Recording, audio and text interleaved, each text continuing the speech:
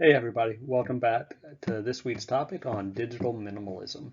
Digital minimalism is a concept that I hesitated to talk about in class because it's a bit difficult to reconcile preaching the importance of social media on one hand, but warning you about using it too much on the other hand. But as I started researching some more about how people use social media and some of the side effects that come from social media, I thought it was important to talk a little bit about how we use the technology and how we let technology into our daily lives.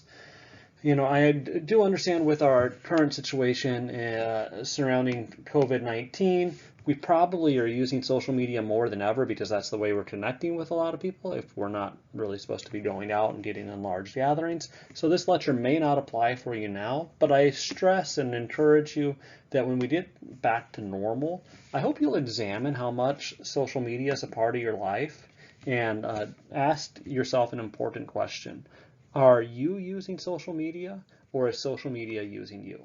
And that's one thing that I really want y'all to think about for social media. Social media is a tool for you to use.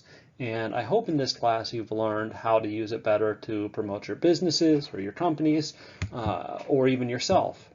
But you can go too far into it and get used by social media, and we'll talk about some of those examples in today's lecture. So anyhow, stay tuned. Hope you enjoy it, and let me know what you think. Right, so our agenda for today, I'll start off by discussing some of the trade-offs in social media, like a cost-benefit analysis. What does it do, but what does that cost us? And then after we understand that cost-benefit analysis, we'll hopefully see how social media is utilized, what the consequences are, and then we'll discuss some recommendations on stepping away from social media and what that would look like, what you can do in its place, and what would life look like if you completed a social media diet. So I hope that you enjoyed today's lecture. It's a little bit different than our standard thing, but like I said, I feel like it became more important to do based on some of the research I've seen. All right, so let's talk first about what are some of the benefits of social media. Well, here you see kind of the four main arguments for benefits. Social media allows you to connect to people all over the world. And that's fun, right? I mean, like, fun and enjoyment's another benefit, but between those two things, that's pretty cool. If you think about some of these hobbies that people have, that they might not have a lot of access to people who have those same hobbies. My dad, for example, is really into a game called Stratomatic Baseball, which is a old board game that he played growing up in the 50s, and it had dice on it, and you play baseball, you pick your players, and you roll the dice, and it's all based on probability and statistics, how well the game runs out. Now, my dad would have a hard time finding people to get together and playing a board game like that with, but he's able to do online games with people all over the world where they simulate the board game and rolling the board through computers. So, that's a great benefit of social media and the internet. They have chats and, all sorts of like games and stuff revolved around it, tournaments, etc. And he has a blast doing that. So, yeah, definitely. You can connect to people all over the world. You can have fun and enjoyment. That's great too. Easy and instant communication, that's even great too. How great is it to be able to access and communicate with your friends and family and even celebrities? So instant and easy communication seems like it's a pretty good benefit. And then news, information, and discovery. If you're anything like me, unfortunately, the majority of my news, I get it through Twitter. So I'm sure I'm 100% up to date and accurate on what's going on in the world. But the reality of the situation is we do find out a lot about what's breaking and going on through social media. So our social media platforms sort of tell us what's what, right? If we are looking for something to do on a Friday night, or a concert to go to, or even like what music we should be listening to, we can go check out social and find out what other people are recommending. So let's look a little deeper at those benefits. Does social media really help us connect to people? In fact, even though we think that's a benefit, the data disagrees.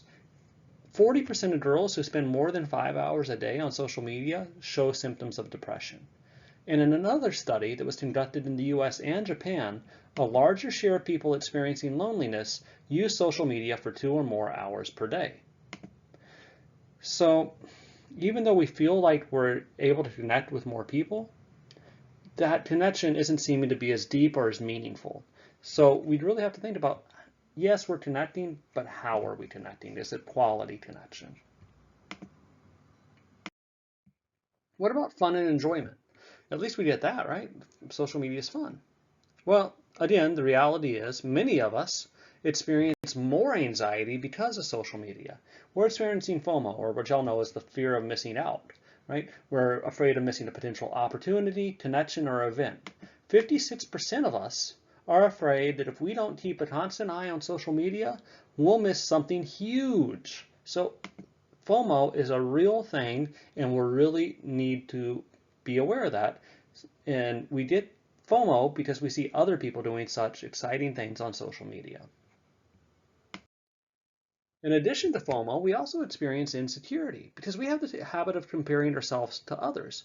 And normally, comparison's not such a bad thing, but on social media, we only see other people's highlight reels. We don't see the work they're doing behind the scenes. LeBron James just didn't come out being able to dunk a basketball and dominate the game. He spent years, hours a day, playing in the gym, going and shooting before and after school, hours that most of us wouldn't do. Right? So we don't see all the hard work he put in, we just see his highlight reels.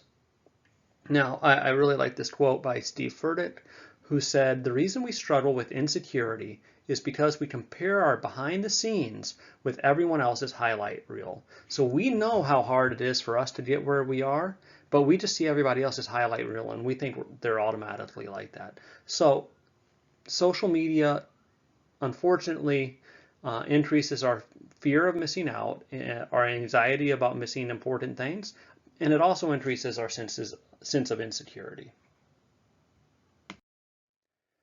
What about easy and instant communication? Well, a lot of y'all are probably like me in that you hate other people. I'm kidding, of course. What I do mean, though, is even though you love other people, excuse me, even though you love other people, how many of you cringe when you get a text message or worse, a phone call? I know I do. I just like look at my phone like, oh, who the hell's calling me now, right? It's just annoying.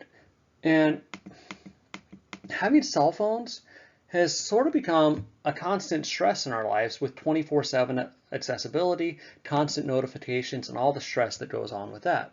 So while easy and instant communication might sound good on the surface, if we don't think about how we're using our technology, it'll end up using us, leaving us more stressed. Finally, what about news, information, and discovery?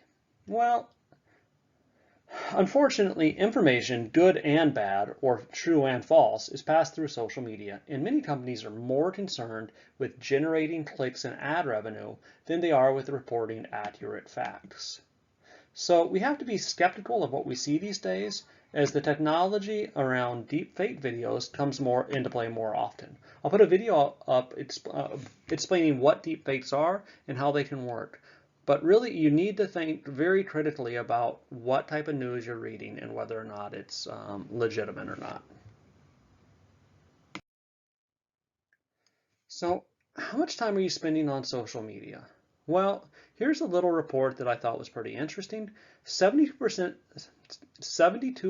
of adults were using social media in May of 2013. The average user at that time spends about 23 hours per week on social media, emails, and text. That's about 3.25 hours per day. But did you catch that? I said that was in 2013. In 2020, it's a big difference. If you're curious, you can use Apple Screen Time function to see how much time you're spending on your device and how it breaks down across social media versus other uses. For non-Apple users, there's a tool called Rescue Time that has similar functionality, and it offers a free version. You'll basically get a general report saying what time you're spending on what types of activities. And in 2019, we were spending 2 hours and 23 minutes on social media each day. That comes out to be about 16 hours per week. And that doesn't even include phone calls, texting, or email. It's a lot of time. So summary. For this part of the lecture, we talked about the huge upside that social media has in terms of its benefits, but we also laid out the problem, right? That there's a huge number of side effects on our mental and physical health, including depression, anxiety, insecurity, FOMO, loneliness, and stress. In part 2 of this lecture, I'll give you some ideas to consider for approaching your use of social media in the future. See you then.